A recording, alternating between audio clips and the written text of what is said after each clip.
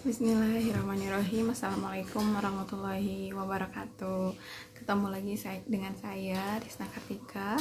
Saya adalah guru BK di SMA Negeri 4 Bandung. Ya, pada video kali ini masih membahas mengenai bidang layanan bimbingan karir. Jadi karena memang seperti yang saya sampaikan akan terdiri dari beberapa video yang akan saya sampaikan. Nah, pada video kali ini saya akan membahas mengenai bagaimana cara belajar di perguruan tinggi.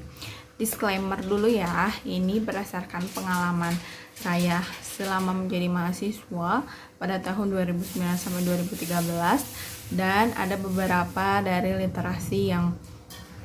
studi literasi yang sudah saya lakukan. Lalu apabila memang ada sedikit perbedaan, mungkin nanti bisa kalian komentari di kolom komentar. Oke? Baik, gimana sih cara belajar di perguruan tinggi? Nah, ini sebagai gambaran aja bagi kalian calon mahasiswa atau bagi siswa kelas 10, 11 atau 12 yang sedang mempersiapkan mau masuk ke perguruan tinggi. Ada beberapa hal yang perlu kalian perhatikan mengenai cara belajar di perguruan tinggi. Apa saja tuh? Yang pertama adalah sistem belajarnya. Sistem belajar di perguruan tinggi itu menggunakan sistem SKS atau sistem kredit semester.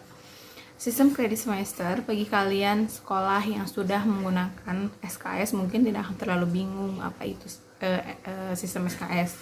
Nah, sistem SKS ini digunakan jadi kalian nanti akan mengontrak beberapa mata kuliah dengan jumlah SKS tertentu pada awal semester. Dan itu akan dilakukan sampai nanti kalian berakhir masa studinya ya. Jadi kontrak mata kuliah namanya ya, kontrak rencana studi. Jadi nanti kalian akan dibimbing oleh pembimbing akademik berapa mata kuliah yang akan kalian kontrak, berapa jumlah SKS yang kalian kontrak. Lalu pada saat kalian mengontrak rencana studi ini bisa lebih cepat atau bisa lebih banyak, bisa lebih sedikit tergantung dari nilai IPK yang kalian peroleh pada semester sebelumnya. Kalau memang semester sebelumnya kalian nilainya lebih IPK-nya agak kurang, mungkin kalian hanya disarankan beberapa mata kuliah. Dan pada sistem SKS ini akan ada proses pengulangan. Jadi kalau misalnya ada nilai yang di bawah C, misalnya nilai D gitu ya, nah itu akan memungkinkan kalian akan mengulang mata kuliah itu. Lalu kalian juga bisa lebih cepat kalau misalnya IPK kalian tinggi di atas 3,5, maka kalian bisa mengontrak mata kuliah di atas kalian. Tapi itu memang tergantung kalian dan tergantung pembimbing akademik bagaimana hasil diskusi baiknya gimana. Makanya harus tetap konsultasi dengan pembimbing akademik. Itu ya mengenai sistem belajar di perguruan tinggi. Yang kedua itu mengenai bagaimana belajarnya gitu ya. Gimana sih belajarnya, mandiri atau misalnya dibimbing kayak di sekolah kayak gitu. Nah, kalau kalian jadi mahasiswa, kalian akan dituntut untuk belajar secara sendiri atau belajar mandiri. Kalian akan lebih sering belajar secara individu ataupun kelompok dengan kelompok kalian.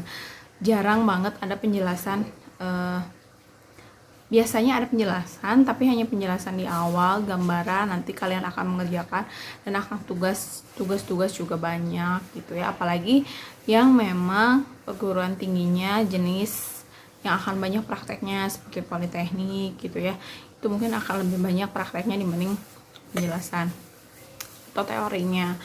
Lalu selama kalian menjadi mahasiswa itu kalian sangat dituntut untuk mengembangkan wawasan kalian dengan cara memperbanyak studi literasi, memperbanyak pengetahuan kalian dengan belajar dari berbagai macam sumber. Yang sangat disarankan itu belajar dari jurnal-jurnal, atau kalian bisa belajar dengan membaca literasi yang ada di perpustakaan.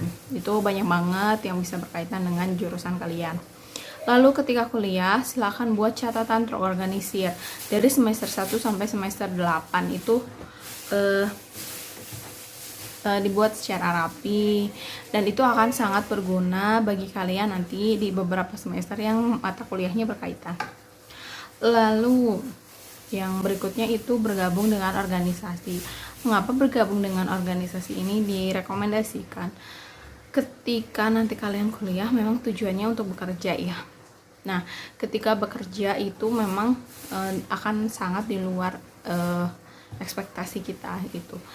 Minimal dengan kalian mengikuti organisasi, kalian bisa bekerja sama dengan orang lain.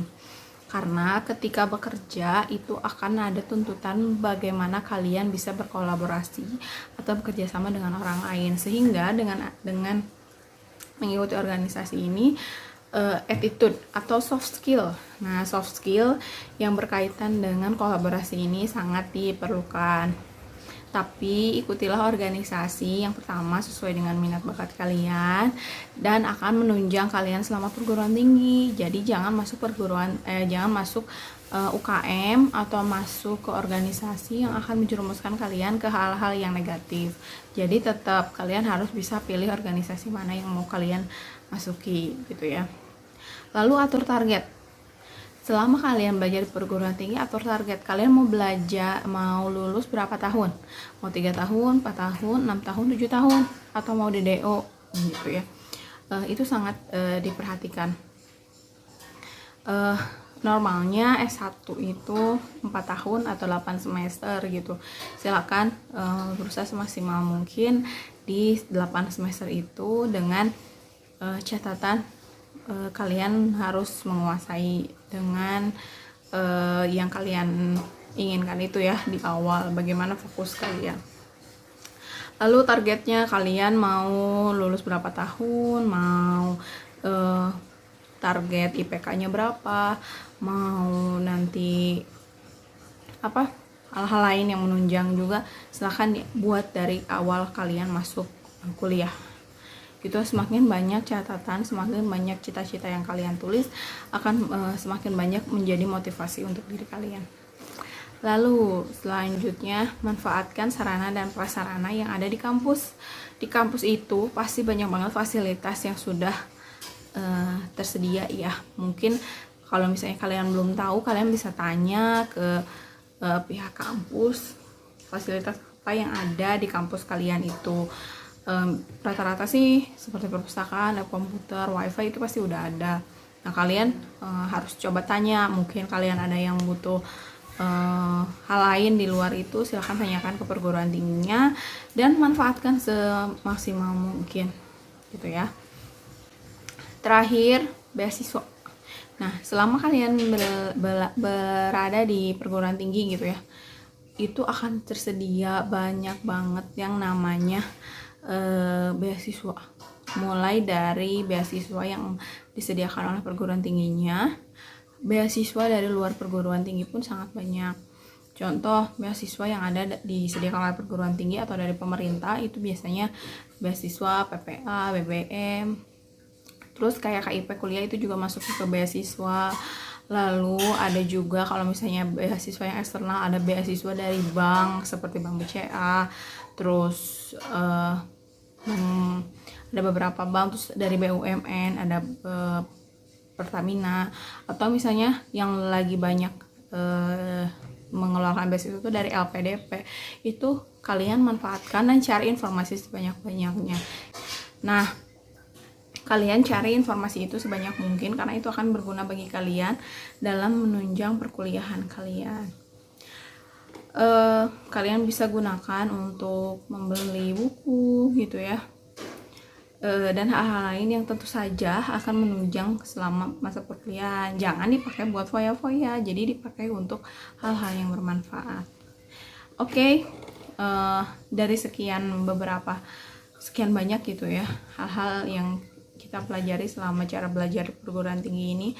Kalian juga harus tetap bisa mengatur waktu dan tetap rileks selama belajar di perguruan tinggi ini, karena memang dengan banyaknya tuntutan, banyaknya tugas, kalian tetap harus bisa membagi waktu. Terus jangan terlalu stres, karena memang banyak juga mahasiswa yang misalnya tidak kuat ketika belajar dan itu akhirnya melakukan hal-hal yang tidak diperkenankan. Makanya kalian harus kuat mental, kuat iman juga. Oke.